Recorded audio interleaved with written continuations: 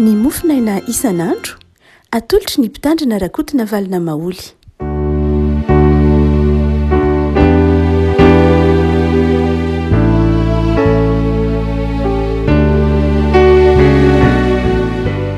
Ambifalina revana no iara-banantsika tratrity alatsinainy fa 17 ny volana febroary ity. Ny mofinaina voalahatra ao antsika dia ny bokin'ny Deutéronomie toko 7 Deutéronomie toko 7 andiny voalohany ka hatramin'ny 10 amin'ny anaran'i Jesosy. Raha mihaino tsara ny feon'i Jehovahandriamanitra ianao ka mitandrina anaraka ny didiny izay rehetra andidiko anao anio, dia asandratra Jehovahandriamanitra ao ambonin'ny firenena rehetra amin'ny tany ianao, ary ho tonga aminao sy ho azonao izao fitahiana rehetra izao raha mihaino ny feon'i Jehovahandriamanitra ao ianao. Ho tahina ianao ao an-tanàna ary ho tahina ianao any an-tsaha. Ho tahina ny nateraky ny kibonao sy ny vokatry ny taninao, ary nateraky ny biby fiompinao dia nateraky ny ombinao sy nateraky ny ondry amanosonao. Ho tahina ny aronao sy ny vilia fanaova-mofonao. Ho tahina ianao raha miditra ary ho tahina ianao raha mivoaka. Atolotry Jehovah ho resy eo anoloanao ny fahavalonao izay mitsangana hiady aminao, ka lalana iray ihany no ivoahana anatinao fa lalana fito kosa no antsirany hiala eo anoloanao. Andidin'ny fitahianao aminao Jehovah amin'ny fitoeram-barinao sy izay rehetra ataon'ny tananao, ka hitahinao izy any amin'ny tany izay omeny Jehovahandriamanitra ho anao. Hanandratra anao firenena masina ho azy Jehovah arak'izay niainany taminao, raha mitandrina ny didin'i Jehovahandriamanitra ianao ka mandeha amin'ny lalany. Dia ho hitan'ny firenena rehetra ambonin'ny tany fa ny anaran'i Jehovah no antsoina aminao, dia atahotra anao izy. Ray masino, manamasinana amin'ny fahamarinana ny teninao ny fahamarinana. Amen.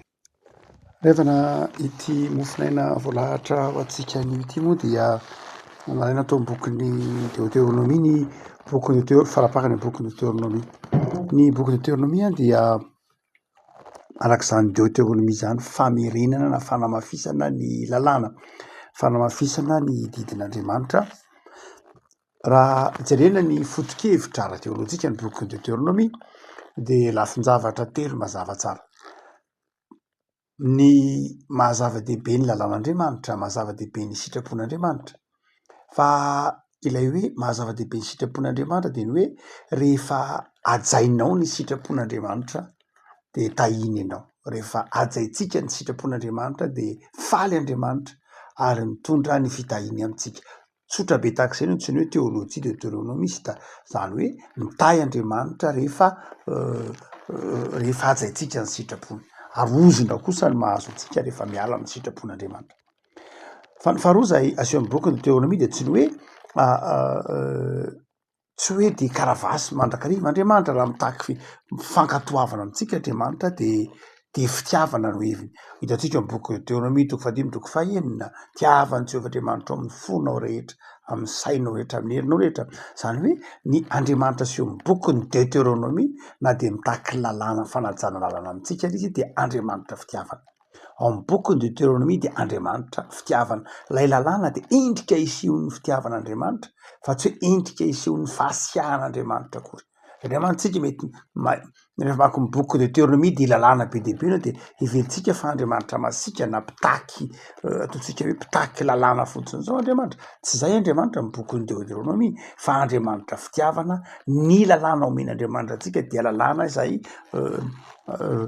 anehoana ny fitiavana antsika na fitiavantsika azy. Fa ny fahatelo izay aseho bokin'ny Deutéronomie zava-dehibe dia ilay fiainoana. Miverimberina ao anatin'ny bokin'ny Deutéronomie hoe miaino ahy.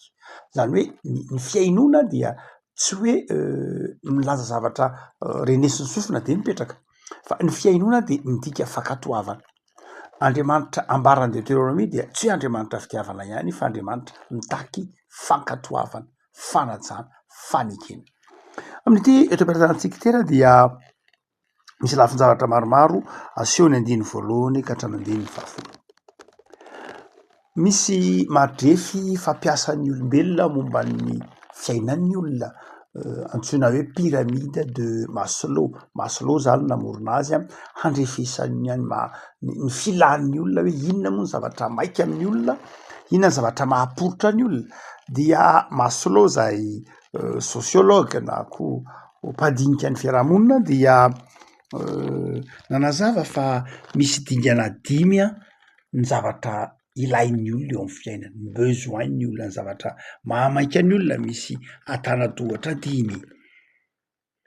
Io pyramide de Maslow io de tena azo tarafina tanteraka mihitsy na ny marimarina kokoa ity Deutéronomie 7:20 ity dia azo jerena amin'ny alalan'ny pyramide de Maslow. Zany hoe azo atao tsara ny mijery manao hoe raha tia makafaka hoe zay zavatra teneniny Maslow ange, zay besoin na zavatra ilainao nge ozy Maslow de zao azon'Andriamanitra tanterahina raha jerena amin'ity boky Deutéronomie 7:20 ity. Tsy misy faniriana izay tsy azon'Andriamanitra tanterahina, misy faniriana, misy zavatra ilain'ny olona ozy izy Maslow fa izao azon'Andriamanitra omena avokoa zany raha mamaky ity Deutéronomie 7:20 ity ianao. Zany hoe ny fankatoavana ho an'Andriamanitra de izao miteraka ny fahatratraranao mihitsy ny faniriana araky ny zay teoria Maslow. Maslow hoe ny fototra nge ozy izy amin'ny olombelona za de ny zavatra ilain'ny olona voalohany indrindra de ny sakafo hohaniny. Ny faharoa de ny sécurité, zany hoe tsy hoe sécurité amin'ny lafiny hoe tsisy mamonina, tsisy mangalatra ihany fa ilay fialan'lay tahotra, fialan'lay tebotebo, lay fiadanana io zany. Ary ny fahatelo Maslow de rehefa azon'ny olona zay sakafo hohaniny, tafiny, izay ilainy amin'ny andavanandro ka mahazo antoka tsy mitaitaina izy, tsy mitebiteby izy, tsy mahana zavatra manahirana ny lohany izy ny amin'ny hoe ahoana ny hoe farako na tahak'izany. Dia dingana fahatelo de lay ny fananany fahatsapahany fitiavana, fahatsapahany hoe tiany izy, fahatsapahana hoe ataontsika hoe inona le zany amour na koa hoe appartenance, hoe ilain'ny olona mahatsiaro hoe mba ilaina, mahatsiaro hoe misy heviny amin'ny hafa ny fisiana. Ary dia ny fahaefatra hoe Maslow zava-dehibe amin'ny olona dia ilay mba fankasitrahany ilay olona hoe hajain'ny olona, lay olona ataontsika koa hoe manana maha izy azy ary manana fifaliana amin'ny tenany ka mahatonga ny olona koa aza manaja azy. Fa ny lehibe dia ilay rehefa tonga am'lay atao hoe fahafenonany olona anankiray, fahatanterahana, efa afaka ataontsika hoe mamory-javatra izy, anteherana izy, efa tsy any amin'ny lafin'ny sakafo hohanina intsony ny zavatra tadiavina fa efa lay zava-baovao, lay olona efa amina sehatra ny famoronana ka iankinana izy, anteherana izy, ilain'ny fiarahamonina izy, mpitondra zava-baovao izy.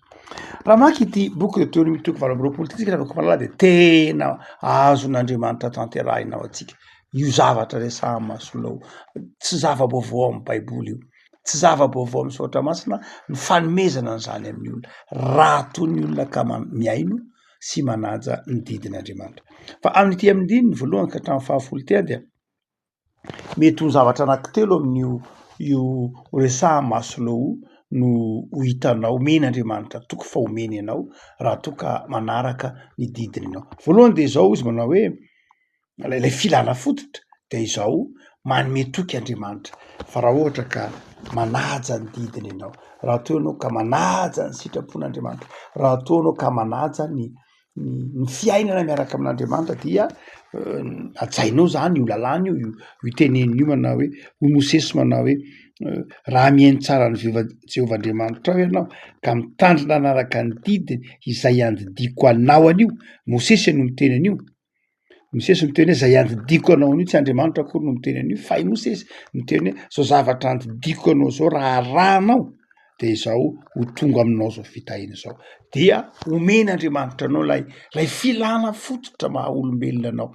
Io teneniny io inona ny aronao sy ny vilia fanaova-mofonao, zany hoe lay haninao hohanina, lay sakafo tsonoana raha toa ka manaraka ny sitrapon'Andriamanitra. Le hoe manaraka ny sitrapon'Andriamanitra aloha de soroan-tsaina fa tsy hoe tsy miasa, hoe tsy manao n'inona.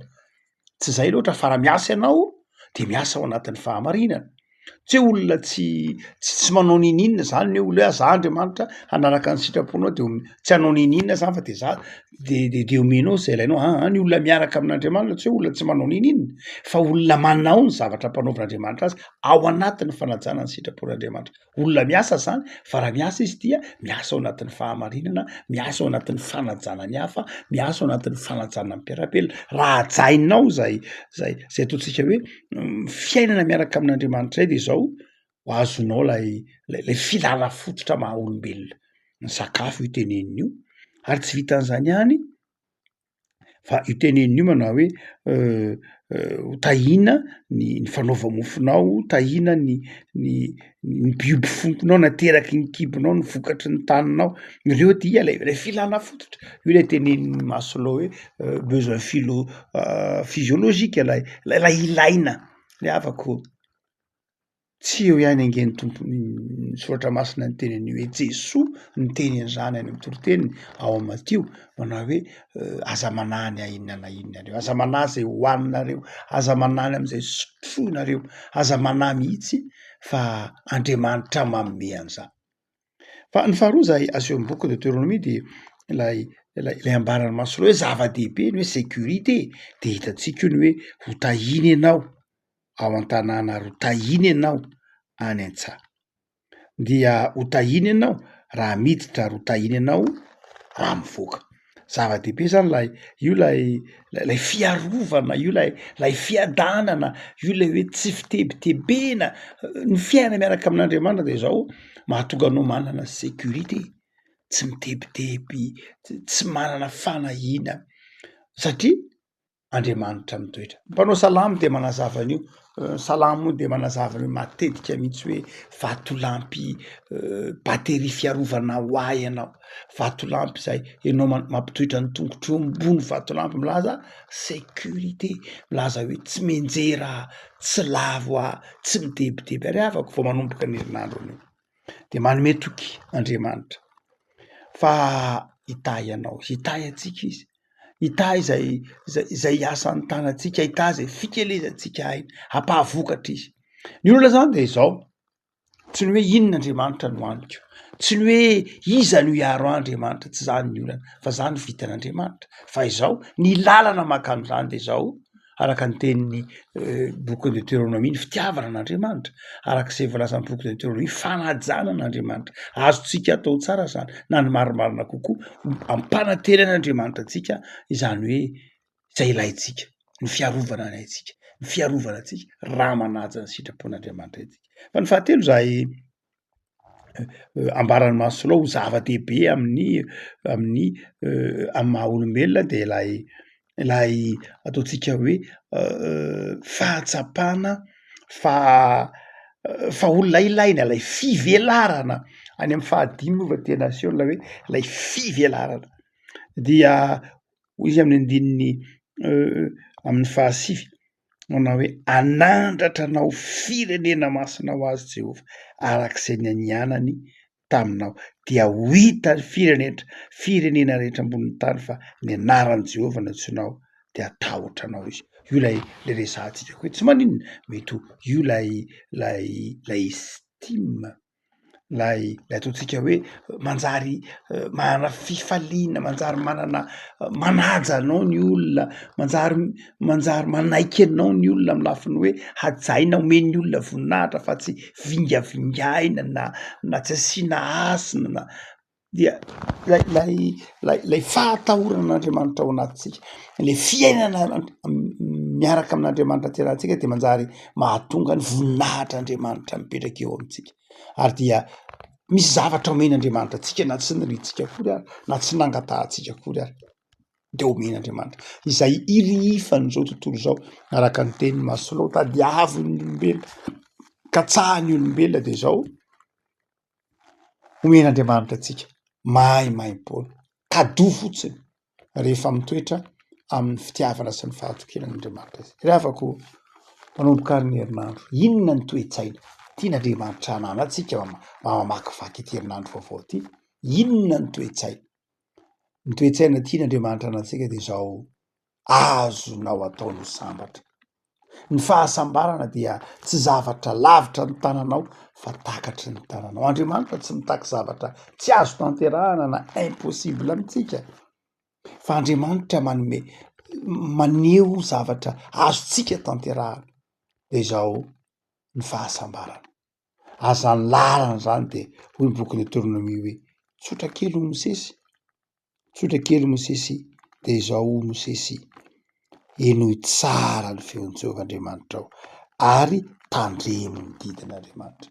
Re afaka vaovaon'ny herinandro manomboka hiasa isika, manomboka nanatanteraka zay mety ho fikasantsika isika de izao tandremo ny didin'Andriamanitra, tiavo ny didin'Andriamanitra, dia omen'Andriamanitra anao zay riny fonao. Sanatry ny vava tsy hoe manao takalo amitsika akory Andriamanitra, tsy vitatsika manontolo akory ny didin'Andriamanitra, fantatr'Andriamanitra zany, fa fantatr'Andriamanitra koa hoe tsy manaja ny didiny mihitsy isika. Fa ny zava-dehibe de izao, ny fitiavantsika n'Andriamanitra sy ny fiezahantsika ho tian'Andriamanitra dia omen'Andriamanitra ao atsika zay irininy fotsika ka fantany fa mahasambatra atsika. Toetsana faharoa le avako malala dia tsy ny hoe azon'Andriamanitra atao zay rehetra mahasambatra anao, vitan'Andriamanitra, tsy misalasala mihitsy fa izao mety ezo tian'Andriamanitra. Fa ny faharoa zay asehoan'ny ity zava-dehibe toetsaina tian'Andriamanitra ananatsika dia ny finoana, ny fiezahana ataotsika hoe ino no hifikitra amin'Andriamanitra. Tsy hoe hain'Andriamanitra ny zavatra rehetra de mijanona am'zay, fa mino ve anao fa hain'Andriamanitra ny zavatra rehetra, mino ve anao fa tianao io Andriamanitra io, mino ve anao fa tsy olana amin'Andriamanitra io sakafo hoaninao io, mino ve anao fa tsy olana amin'Andriamanitra io sécurité mampitebetebe anao io, mino ve anao fa ampo anao ny fahasoavan'Andriamanitra, mino ve anao fa ame anao fahazavanan-tsain'Andriamanitra. Zava-dehibe lay finoana le havako. Ny zavatra mahasari-piaro an'Andriamanitra indrindra de ny ametrahantsika ny finoantsika sy ny fahatokisantsika amin-javatra hafa fa tsy amin'Andriamanitra. Ny antsoina hoe manompo sampy dia tsy lay hoe mandohalika eny am'le sampy ihany na mivavaka am'le sampy ihany, zay efa fanompo-sampy raha teo fantatsika, fa ny hoe manaisotra, manala lay fahatokinan'Andriamanitra ty anatintsika ka mametraky zany amin-javatra hafa.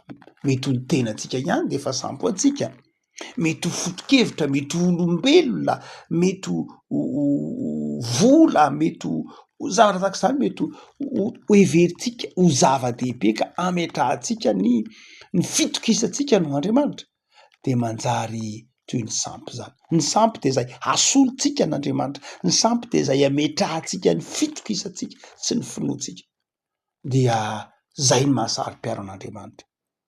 Tsy tian'Andriamanitra iraiki-po amin'ny zavatra hafa itsika, fa manjary andevoziny reny isika ka manadino an'Andriamanitra. Re afaka zao herinandro vaovao zao ara de mampahery anao atoky an'Andriamanitra, manana finoana fa ny Andriamanitra ao, Andriamanitra mahay ny zavatra rehetra, Andriamanitra manana ny fahafenoana, Andriamanitra te hitahy, Andriamanitra te hanao zava-baovao eo amin'ny fiainantsika. Saingy zao isika ny tsy matoky azy, isika ny tsy miaino azy, isika ny tsy manaraka ny didiny, ary de manjary tojoiny zao ady ampanasy ady tsaina rehetra zao ny fiainantsika. Vaovao ny herinandro, Jesosy avako malala manome toky fa hiaraka amitsika, manome toky fa ombantsika fa meteza hiaino ny feony. Hivavaka sika. Tompo misaotra anao zay no ny amin'ny didy izay fiainana omenao anay. Misaotra fa manome toky anay ianao fa raha miaino anao zay, raha mitandrina ny didinao zahay dia hiantoanao ny fiainanay. Tsy vitanay ny mahatanteraka ny didinao, soa fa tonga tetỳ ambonin'ny tany ianao Jesosy, hanatanteraka ny lalàna, hampianatra anay ho tia, hampianatra anay hiasa, hampianatra anay hiaina ny fiainana kristianina hamahazanak'Andriamanitra anay. Misaotra ny am'izay herinandro vaovao omenao anay zao Tompo, de tario lalana amin'ny fanahinao masina izay, hanaja ny sitraponao, ho tia ny sitraponao, ary ho rakofanao amin'ny sitraponao ny fiainanay ka hainay ny ho tia ny namanay, ny ho tianao Andriamanitra mihoatra ny zavatra rehetra. Tompo, tario lalana izahay, tsy mahay manatanteraka ny didinao Fatary io lalana, andeha fero, aro-tsainy fanahinao masina mba hatanterahana ny sitraponao. De jereo ary ny tontolo ny herinandronay na mivoaka namiditra izahay arovy tompo. Tahio ny asanay, tahio ny fikelezanay nanay, tahio ny fianarany zanakay, tahio zay rehetra ataonay tompo mba ahita fahombiazana sy fihifihana ary mihoatra noho izany ampiorenao amin'ny finoana sy ny fahatokinanao zay tonoina mitokantrano tsirairay avy ny fiadananao Jesoa zay mihoatra noho ny fahalalana rehetra amin'izao herinandro vao manomboka izao. Tahio ny tokantrano manaraka zao mofinainy izao, aza avelanao raha tsy hanao tompony isambatan'olona ary tsay amin'ny isambatan'olona ny fitiavananao, ny fahendrena, ny fitahiana amin'ity herinandro ity. Tsy avelanay ianao Jesoa raha tsy mitahy ireo mpanomponao manaraka izao mofinaina izao. Amen.